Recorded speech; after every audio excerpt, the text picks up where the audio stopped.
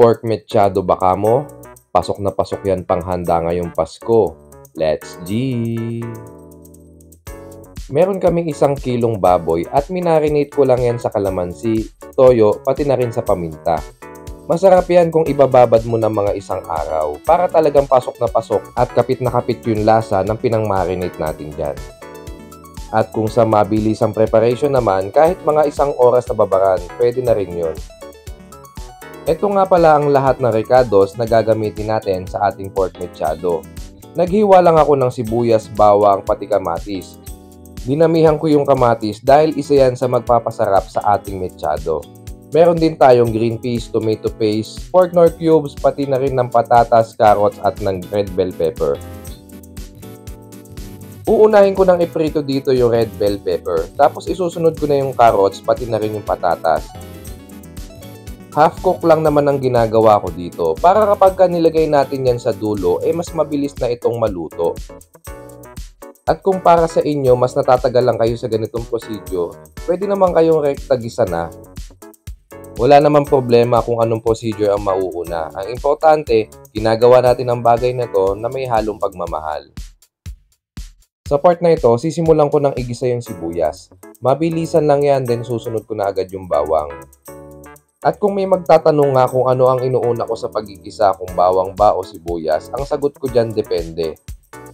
Kapag sa lulutuin ko gusto ko toasted yung garlic, inuuna kong igisa yung bawang syempre, tsaka ko isusunod yung sibuyas.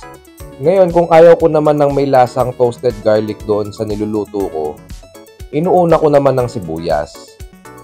So ganun lang siya, kaya nakadepende ako kung ano yung lulutuin ko.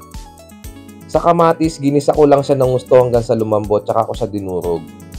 Para lumabas talaga yung katas niya at lumasa ng gusto. Tapos sinalo ko na yung pork dyan. Ginisa ko lang ng konti yung baboy bago ako maglagay ng tomato paste. Mekos-mekos lang yan, tapos maglalagay na ako ng mga 2 tasa ng tubig. Maglalagay na rin agad ako ng 1 pork cubes dyan. Then pakukuluan ko na yan ng mga 20 to 25 minutes hanggang sa lumambot yung baboy. At nung lumambot na nga yung baboy, ilalagay ko na rin dyan yung pinagbabara nito, pati na rin yung carrots at yung patatas. Maglalagay na rin ako ng laurel, paminta, liquid seasoning, asin, pati na rin ng asukal. Yung asukal, ang purpose niyan, pambalansi dun sa alat. Lulutuin ko lang yan ng mga 3 to 5 minutes para tuluyang maluto yung patatas, pati na rin yung carrots. At ang panghuli, ilalagay ko na dyan yung bell pepper, pati na rin yung green peas. Then pakukuluan lang yan ng ilang minuto, goods na yan.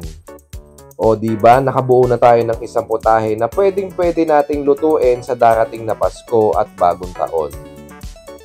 At kung nagustuhan nyo nga yung ganitong version ng pork mechado, huwag nyo naman pong kalimutang i-like at i-share. Paki-follow na rin po ako para everybody happy. At kung may mga request nga kayong putahe na gusto nyong gawin natin, huwag po kayong mahiyang i-comment ito. Alright, hanggang dito na lang. Ilabas na ang bahaw. Bye-bye!